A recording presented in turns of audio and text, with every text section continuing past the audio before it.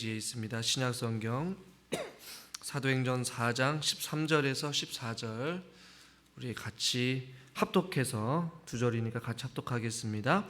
그들이 베드로와 요한이 담대하게 말함을 보고 그들을 본래 학문 없는 범인으로 알았다가 이상히 여기며 또 전에 예수와 함께 있던 줄도 알고 또 병 나은 사람이 그들과 함께 서 있는 것을 보고 비난할 말이 없는지라.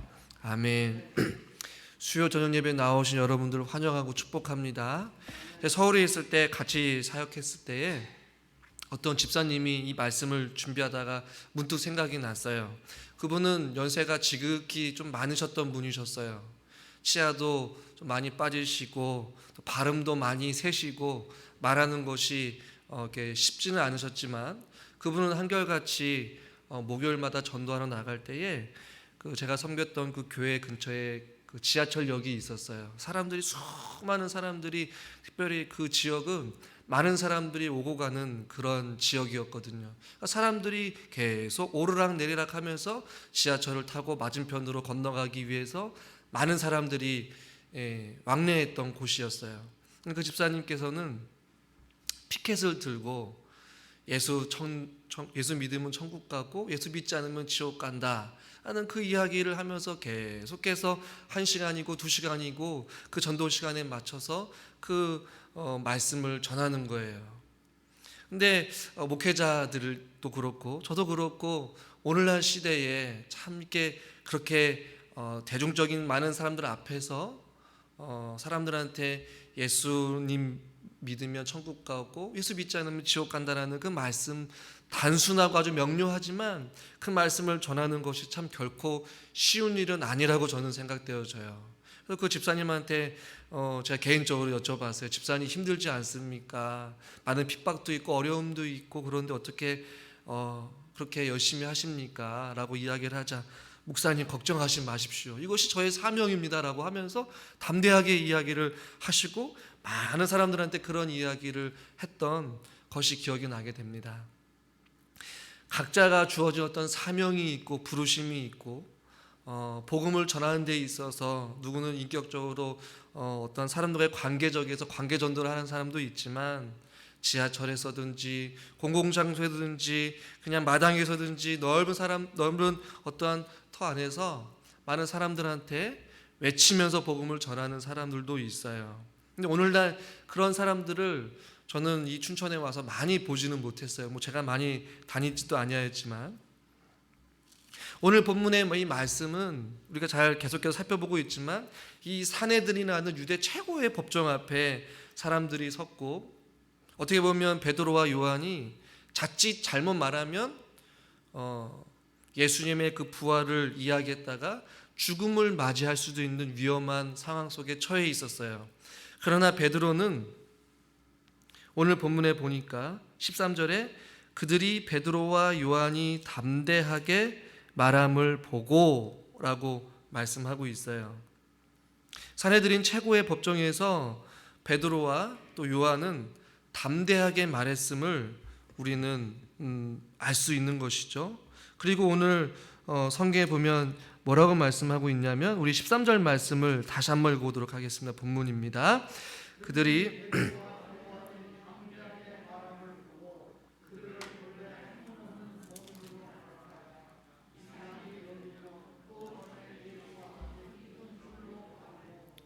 계속 살펴보겠지만 유대 최고의 지도자들과 그 법정에 있던 많은 사람들은 베드로가 그렇게 요한이 말하는 것을 보고 이상히 여겼다라고 말씀하고 있어요. 이상히 여겼다는 얘기는 그들이 생각했던 것과는 전혀 정반대의 어떤 결과를 초래했거나 그들이 전혀 예상하지 못했던 말이나 행동을 했기 때문에 이들은 이상히 여겼다라는 말이에요.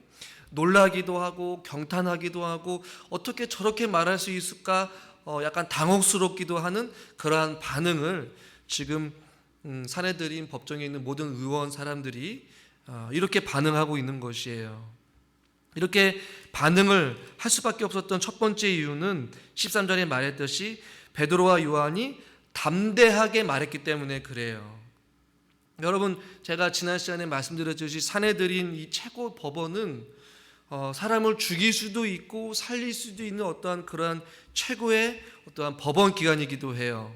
그리고 예수가 살았다고 떠드는 것을 묵과할 수 없었기 때문에 자신들의 기득권에 도전하는 이 베드로와 요한이 가르쳤던 이 가르침을 어떻게든지 얽매이게 하고 또 속이게 하고 그들의 유리한 쪽으로 법적으로 판결을 내려서 죽일 수도 있는 상황. 그래서 베드로와 요한은 알아서 기어야 하고 눈치를 봐야 하고 자기 자신의 어떤 목숨을 부지하기 위해서 최대한 말을 아끼면서 사형은 면회할 수밖에 없는 어떤 그러한 위험에 처해 있을 수도 있었겠어요. 그러나 베드로와 요한은 전혀 주눅이 들지 아니하였고, 오늘 본문에 보면 그들 또한 베드로와 요한의 이 담대함을 보고 이상히 여겼다라는 것이에요. 본문은 아니지만 8절에 보니까 베드로가 뭐라고 말씀하고 있냐면 백성의 관리들과 장로들아 라고 말씀하고 있어요. 이것은 어떻게 보면 윗사람한테 하는 표현이라기보다는 그냥 동일선상에서 아무런 부끄러움이 없는 한 사람이 또 다른 사람한테 외치는 것과 같이 장로들아, 백성들아, 관리들아, 내 말 좀 들어봐라 라고 담대하게 말하고 있는 것이죠. 더 나아가서 베드로와 요한의 이 담대한 표현은 어디에 나오고 있냐면 본문은 아니지만 10절에서 이렇게 말씀하고 있어요. 10절 말씀을 여러분 눈으로 한번 보십시오. 제가 읽어드리겠습니다. 너희와 모든 이스라엘 백성들은 알아라. 지금 뭐라고 말하고 있냐면 너희가 십자가에 못 박고 하나님이 죽은 자 가운데 살리신 나사렛 예수 그리스도의 이름으로 이 사람이 건강하게 되어 너희 앞에 섰느니라 라고 말씀하고 있어요. 이 10절의 고백은 이 사내들인 법원에 지금 모든 것을 장악하고 있고 대중을 휩쓸고 있고 그 사람들에게 논리적으로 말하고 있는 사람은 사내들인에 있는 최고의 어떤 지도자들이 아니라 바로 베드로란 말이에요. 베드로는 어떻게 보면 죄가 있다라고 여겨서 잡히게 되었고 법원에 지금 피고인으로 서게 됐단 말이에요. 그런데 지금 베드로가 뭐라고 이야기하고 있냐면 들어봐라 라고 말하면서 너희가 십자가에 못 박았다, 그리고 그 십자가에 못 박은 그 예수 그리스도가 부활하셨다라는 것을 지금 베드로는 담대하게 말씀을 하고 있는 것이에요. 여러분 상상을 한번 해보십시오. 이 베드로의 담대함을 말이죠. 그러자 13절에 이들이 또 이상히 여겼던 또 다른 이유는 뭐냐면 13절 뒷부분에 보니까 그들을 본래 학문 없는 범인으로 알았다라고 말씀하고 있어요. 학문 없는 범인으로 알았다는 얘기는 성경 말씀을 모르는 무식한 자들로 이들은 알고 있었단 말이에요. 갈릴리 빈민 출신의 어부들이기 때문에 하나님의 말씀을 알지도 못하고 무식한 자들이라고 유대교 지도자들은 아마 생각했을 거란 말이에요. 여러분 객관적으로 보면 갈릴리 빈민 출신 아무도 거들떠보지 않고 배우지도 못하였던 그 어부들이었던 베드로와 요한이 더 유식할까요? 아니면 하나님의 말씀에 능통하였고 어려서부터 하나님의 말씀을 외웠던 유대 지도자들이 더 하나님 말씀에 능통했을까요? 아마 유대 지도자들이 훨씬 더 능통했을 거예요. 그런데 이들은 그래서 학문 없는 범인으로, 학문이 없는 하나님 말씀을 잘 모르는 아주 무식한 갈릴리 빈민 출신이라고 생각을 했는데, 베드로가 지난 시간에 하나님 말씀 시편 118편 22절의 말씀을 적절하게 정확하게 그들에게 말씀을 통하여서 머릿돌 대신 예수 그리스도를 그들에게 적용하여서 설명하고 있어요. 체계적으로 어떤 말씀을 배워본 적이 없는 자들이 체계적으로 말씀을 배웠던 자칭 유대 지도자들에게 지금 그들에게 담대하게 말하고 있기 때문에 사내들에 있는 모든 사람들은 베드로가 말하였던 이 모든 것들을 이상히 여기고 놀랐다라고 성경은 우리에게 말씀해 주고 있는 것이에요. 그렇다면 우리는 질문을 던져야 돼요. 베드로와 요한이 어떻게 이런 담대함을 가지고 하나님의 말씀을 선포했냐라는 것이에요. 마치 제가 서론에서 말씀드렸듯이 어떤 그 집사님이 많은 사람들 앞에서 어떤 지탄도 받고 핍박도 받고 매질도 당하였고 사람들한테 무시도 당하였지만 피켓을 들고 시간을 정하여서 담대하게 예수님 믿으십시오, 예수님 믿지 않으면 지옥에 갑니다라고 담대하게 선포할 수 있었던 그 궁극적인 그 담대함은 도대체 어디서 나오냔 말이에요.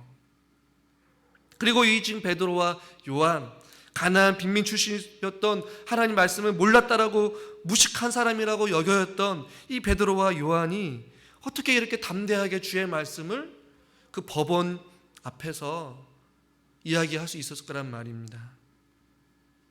오늘 본문은 아니지만 그것을 우리에게 요구해주고 있는 답은 어디에 있냐면 8절에 나와 있어요. 우리 여러분 성경책 8절 말씀을 한번 우리가 본문은 아니지만 같이 한번 읽어보겠습니다. 이에 베드로가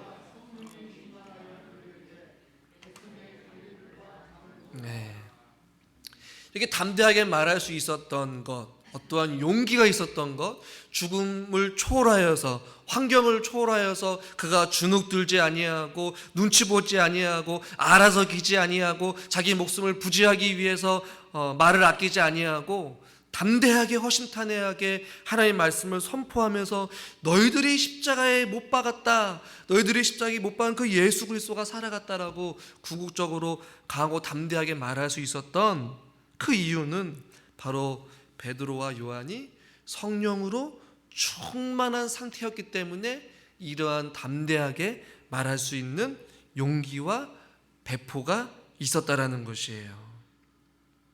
성령이 충만한 상태에서 어떤 일이 일어났냐면 성령의 도우심이 있었다라는 것이에요.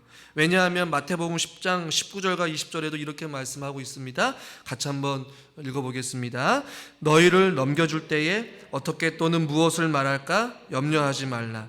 그때에 너희에게 할 말을 주시리니 말하는 이는 너희가 아니라 너희 속에서 말씀하시는 이 곧 아버지의 성령이시니라. 아멘. 너희에게 할 말을 주신다라고 말씀하고 있어요. 또 요한복음 14장 26절도 동일한 말씀이지만 같이 한번 읽어보겠습니다.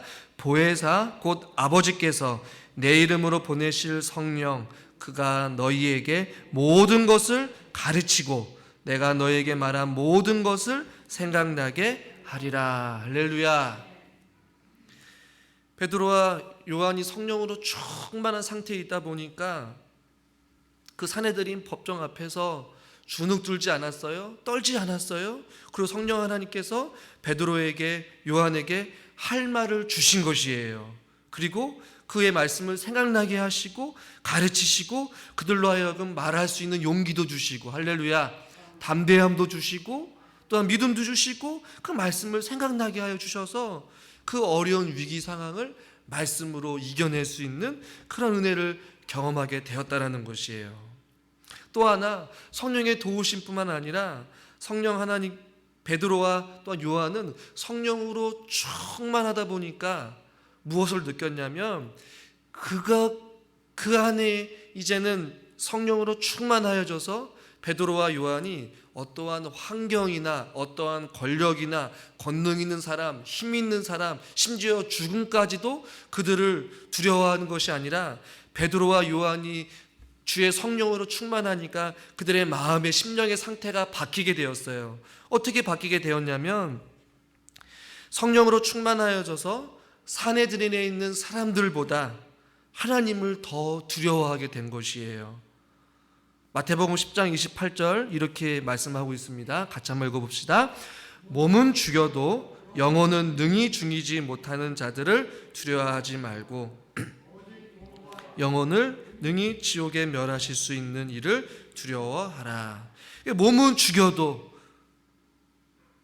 영혼은 능히 죽이지 못하는 자들을 두려워하지 말라라고 예수님께서는 말씀하셨어요. 사내들인에서 아무리 최고의 법정으로 사형 선고를 하여 사람을 죽일 수도 있고 살릴 수도 있는 권세자들 앞에서 베드로와 요한이 두려워하지 않냐고 담대하게 말할 수 있었던 것은 그들이 예수님의 성령으로 충만하다 보니까 결국에 그들의 몸은 죽여도 영혼은 죽이지 못하는 그런 자들을 두려워하지 않게 되었고 오직 몸과 영혼을 능히 지옥에 멸하실 수 있는 이 바로 누구입니까? 전능하신 하나님을 더 두려워한 것이에요. 그러니까 성령이 그대로 충만하게 되니까 죽음의 위협도 어떻게 보면 그들이 환난과 어려움의 어떤 상황도 그들을 함부로 할 수 없게끔 이러한 믿음의 용기와 담대함을 하나님께서 부어주실 수밖에 없었다라는 것입니다. 여러분, 가면 갈수록 이 코로나19의 시대에 우리는 한 치 앞도 볼 수 없는 상황 가운데 점점점 살아가고 있습니다. 어떻게 될지 아무도 모르는 이 상황 가운데 저와 여러분들이 살아갈 수 있는 것은 몸은 죽여도 영혼은 능히 주지 못하는 어떤 이 자들을 두려워하는 것이 아니라 몸과 영혼을 능히 지옥에 멸하실 수 있는 그 예수 그리스도를 두려워하며 우리들이 살아갈 수 있기를 주님의 이름으로 간절히 축원합니다. 이 세상에 우리가 살아갈 때에 오늘 이 저녁에도 우리가 기도할 것은 바로 주님, 우리들도 주의 성령으로 충만하게 하여 주시옵소서. 그 성령으로 충만해서 우리에게 할 말을 주시고 주의 말씀으로 충만하게 하여 주셔서 순간순간마다 우리가 어려울 때에 주의 말씀이 생각나게 하시고 또 주의 말씀을 가르쳐 주시고 또 주의 말씀이 우리 가운데 역사하여 주셔서 어려움을 극복하게 하시고 또 죽음도 이겨내게 해주시고 환난도 극복하게 해주시고 어려움 속에서 담대하게 그것들을 헤쳐나갈 수 있는 어떠한 그런 능력과 어떠한 담대함과 마음의 어떠한 평안함을 우리에게 부어주시도록 저와 여러분들 오늘 이 저녁 시간에도 같이 함께 기도의 제목으로 삼을 수 있기를 간절히 소망합니다. 약속의 말씀이 저와 여러분들의 생명과 진리의 길로 인도하여 주실 것이에요. 베드로와 요한은 억울하게 감옥에 갇혔고 죽을 수밖에 없었던 그런 위협 속에 있었지만 그들이 성령으로 충만하였고 말씀 안에 거하다 보니까 성령님이 역사하시고 가르칠 수 있는 말할 수 있는 어떤 지혜도 주시고 혀의 권세도 주시고 담대함도 주셔서 죽음을 초월한 어떤 그런 담대함 속에 주의 말씀을 선포할 수 있는 능력의 그리스도인으로 거듭났음을 우리는 바라보게 된다는 것이에요. 성령으로 충만한 사람은 세상의 어떠한 상황 속에서도 두려워하거나 낙심하지 않습니다. 주눅들지 않습니다. 포기하지 않습니다. 내려놓지 않습니다. 왜요? 그것보다도 그것을 뛰어넘어서 우리를 붙잡고 계시고 그것을 감당할 수 있는 힘과 능력도 주시고 그것을 통하여서 상황을 극복할 수 있는 힘이, 능력이 바로 전능하신 우리 하나님 아버지 앞에 있기 때문에 주님 앞에 무릎 꿇는 것입니다. 주님 앞에 기도하는 것입니다. 성령을 의지하는 것입니다. 할렐루야. 베드로와 요한이 이렇게 담대하게 말할 수 있었던 것은 바로 그 안에 성령으로 충만하였기 때문에 성령의 도우심이 있었고 그의 마음의 상태에 두려움보다는 오히려 그와 함께 하시는 주님을 바라보다 보니까 두려움이 사라지고 담대함으로 변화되어서 그 어려움을 극복하였던 것처럼 우리들도 이 땅 가운데 살아가면서 크고 작은 어려움과 문제를 만났을 때에 주눅들지 마시고 낙심하지 마시고 불안해하지 마시고 베드로와 요한이 담대하게 선포하며 나아갔던 것처럼 우리들도 주의 말씀으로 예수 그리스도의 이름으로 만군의 여호와의 이름으로 다윗이 골리앗에게 나아갔던 것처럼 우리들도 우리 앞에 펼쳐진 수많은 어려움과 문제들을 만군의 여호와의 이름으로 우리가 외치면서 승리의 삶을 살아갈 수 있기를 주님의 이름으로 간절히 축원합니다. 그렇게 이상하게 여겼던 그들이 결국에는 14절에 이렇게 말씀하고 있어요. 같이 한번 읽어봅시다. 또 병나은 사람이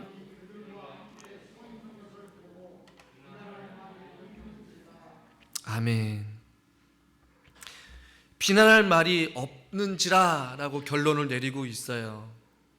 베드로와 요한을 잡아서 어떻게 보면 죽이려고 하거나 협박을 해서 다시는 예수님께서 부활하셨다라는 말을 꺼내지 못하도록 쉽게 말하면 홍군형을 내주려고 붙잡아 놨는데 아무리 쳐다봐도 베드로와 요한의 말을 들어보니까 비난할 말, 흠잡을 데가 없다라고 지금 성경은 우리에게 말씀해 주고 있어요. 그 이유, 비난할 말을 찾지 못했던 이유는 13절 뒷부분에 보니까 전에 예수와 함께 있던 줄 알기 때문에 라고 말씀하고 있어요. 첫 번째는 예수님과 함께 다녔던 사실을 알았다는 게 아니라 베드로가 전했던 그 말을 통하여서 이제는 그 사내들인에 있는 모든 의원들조차도 예수님이 어떠한 존재인지를 이제는 짐작하게 되었다라는 것이에요. 그리고 부활을 생판 거짓말로 매도할 수 얻게 되는 어떠한 그 상태를 이야기하고 있고 또 14절에 궁극적으로 확실한 증인이 그들과 함께 서 있었기 때문에 비난할 말이 없다라고 14절에 말씀하고 있어요. 결정적인 이유가 된 사람이 여러분 누구입니까? 확실한 증인이 누구예요? 바로 병고침을 받은 사람 아니겠어요? 이 사람은 결코 피고인이 아니에요. 법정에 소환된 것도 아니었어요. 그러나 이 사람은 확실한 증인 중에 증인이었죠. 죽은 증인도 아니었어요. 거짓 증인도 아니었어요. 바로 자신이 직접 경험하였고 주변에 많은 사람들이 이 사람은 걷지 못하였던 안진병이었는데 걷게 됨을 보게 되자 주변에 많은 사람들이 이 사람을 통하여서 증인인 것을 알게 되었다는 것이에요. 그런데 말씀을 잘 보시면 14절에 그 사람이 어떻게 썼냐면 그들과 함께 서 있었다라고 말씀하고 있어요. 상황을 여러분 생각해 보십시오. 이 거린의 입장에서는 위험을 감수한 행동이었어요. 자신 또한 무사할 수 없는 상황. 그런데 이 사람이 두 사도 곁에 앉아 있었던 것도 아니고 같이 지금 나란히 서 있었단 말이에요. 누구의 강요에 의해서도 아니고 자발적으로 지금 서 있는 이 사람을 여러분 눈여겨봤으면 좋겠어요. 이 행동을 여러분 어떻게 보십니까? 이 사람을 보면서 예수님의 살아계심과 부활의 능력, 치료하시는 예수 그리스도를 지금 드러내고 있는 것이에요. 누가요? 지금 베드로와 요한 앞에 같이 서 있는 나면서부터 걷지 못하였던 이 사람이 지금 서 있는 것이에요. 그러다 보니까 베드로와 요한을 책잡을 만한, 비난할 만한 그 어떤 것도 지금 찾을 수 없었더라고 성경은 우리에게 말씀해 주고 있는 것이죠. 이 병나은 사람에 대해서는 다음 주에 더 살펴보겠지만 저는 이 사람이 지금 어디에 서 있었단 말이에요. 병고침을 받고 나서 그가 다른 것을 다 하고 싶었겠지만 자발적으로 그가 베드로와 요한과 같이 서서 지금 사도 사내들인 그 법원 앞에 당당하게 지금 서 있는 모습을 보십시오. 많은 사람들이 그 사람을 보면서 무엇을 생각했을까요? 예수님은 정말 살아계신 분이시구나, 부활하신 분이시구나, 또 도저히 의학적으로 해결할 수 없는 불가능을 가능케 하신 분이시구나, 병든 자를 치료하시는 분이시구나, 정말로 안진뱅이를 걷게 하시고 앞을 못 보는 자 눈을 보게 하시는 정말로 능력이 많으신 참된 신 중의 신이구나라는 것을 그 서 있는 그것을 통하여서 많은 사람들이 말은 하지 않지만 사내들에 있는 모든 그 의회 의원들도 아마 그것을 발견하게 됐을 거예요. 저는 이 말씀을 보면서 14절에 그들과 함께 서 있는 것을 보고 라고 말한 것과 같이 저에게도 스스로에게 질문을 던져보고 우리 성도님들한테도 도전을 주고 싶습니다. 무엇이냐면 여러분들이 서 있는 그 자리에서 여러분들은 무엇을 하고 계십니까? 라고 말이죠. 우리가 서 있는 자리 혹은 우리가 만나는 사람들과 있는 그 자리에서 저와 여러분들이 해야 될 것은 우리가 서 있는 그 자리에서 예수님이 어떠한 분이신지를 드러낼 수 있는 증인으로서의 삶을 우리들이 살아갈 수 있기를 주님의 이름으로 간절히 축원합니다. 보시면 이 사람은 오늘 성경에 오늘 본문에서는 아무 말도 하지 아니하였어요. 그냥 서 있는 것 자체가 증인이었다는 말이에요. 무엇입니까? 그가 직접 경험하고 삶을 통하여서 보여준 것 아니겠어요? 평생을 걷지 못하였던 그가 걸어감으로 인하여서 자기 병고침을 사람들한테 알린 것이죠. 누구로부터? 나사렛 예수 그리스도의 이름으로부터 그가 걷게 된 것을 많은 사람들에게 삶으로 보여줬다는 말이에요. 그렇다면 우리들이 서 있는 그 삶의 현장 가운데서 우리들이 물론 예수 그리스도를 믿으세요라고 그리스도의 복음을 전해야 되겠지만 더 중요한 것은 예수 그리스도로 믿는 사람답게 우리가 서 있는 자리에서 주님의 영광을 드러내고 하나님의 살아계심을 보여줄 수 있는 저와 여러분이 될 수 있기를 주님의 이름으로 간절히 축원합니다. 우리를 통해 스며드는 예수의 사랑, 우리를 통해 스며드는 예수님의 생명, 우리를 통해 스며드는 예수의 진리의 복음의 빛이 밝게 어둠을 비춰줄 수 있는 우리들의 삶이 될 수 있기를 바랍니다. 선한 사마리아의 비유를 보면 강도 만난 사람들이 있었는데 제사장과 레위인들은 어땠습니까? 그냥 보고도 피하고 그냥 지나치게 되었어요. 무관심했어요. 자기만 생각했어요. 제사장과 레위인들은 하나님 말씀을 너무나 잘하는 능통한 자들이었어요. 그러나 선한 사마리아는 실질적으로 그 사람의 고쳐주고 먹여주고 그에게 보상하였던, 사랑을 나누고 섬겼던 사람 아니겠어요?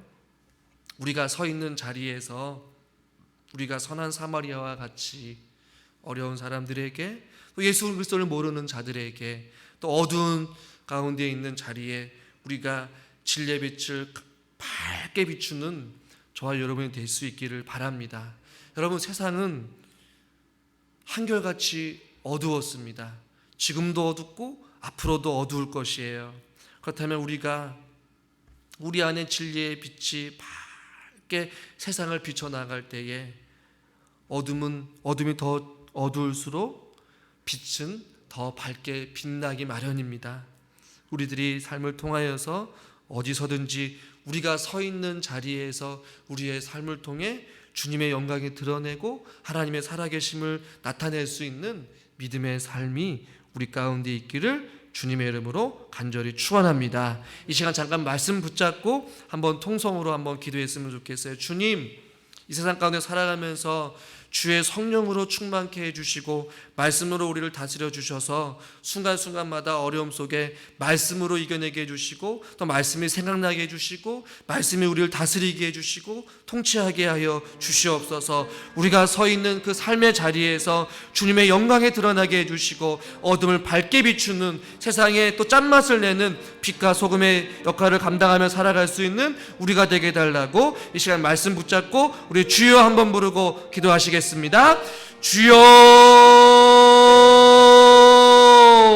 하나님 아버지, 베드로와 요한이 담대하게 주의 말씀을 선포하면서 예수 그리스도가 부활이요 소망이라는 것을 그들에게 알려주었던 것은 아버지, 그가 성령으로 충만하였고 그 마음 가운데 하나님을 향한 두려운 마음이 있었기 때문에 아버지, 어떤 어둠의 권세도 그들을 붙잡지 못하였고 어떤 어둠의 권세들도 그들을 가두지 못하였음을 보게 됩니다. 아버지 하나님, 우리들도 우리 안에 생명이 살아 숨쉬기를 원합니다.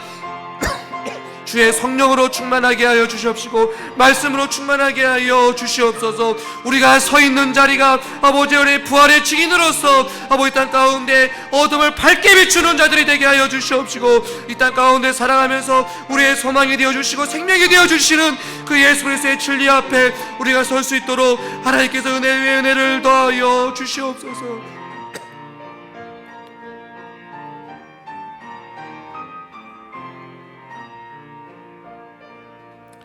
하나님 아버지, 다시 한 번 더 우리가 말씀 앞에 섭니다. 말씀 앞에 우리 자신들을 되돌아보게 하여 주시옵소서.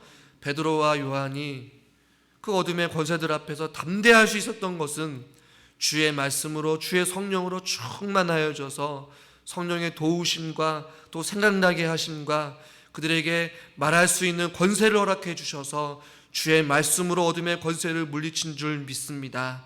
이 땅 가운데 우리가 살아가면서 우리들도 주의 말씀과 성령으로 충만케 하여 주시고 우리의 삶을 다스리시고 통치하여 주시옵소서. 어떤 순간에도 만군의 여호와의 이름으로 다윗이 골리앗을 물리친 것과 같이 우리도 주의 성령으로 충만케 해주시고 나사렛 예수 그리스도의 이름으로 어둠의 권세를 물리치며 주 안에서 승리의 삶을 살아가게 하여 주시옵소서. 베드로와 요한 앞에 병고침을 받은 그 안진뱅이가 서 있었던 것과 같이 우리들도 서 있는 자리에서 주의 영광을 드러내는 자들이 되기를 원합니다.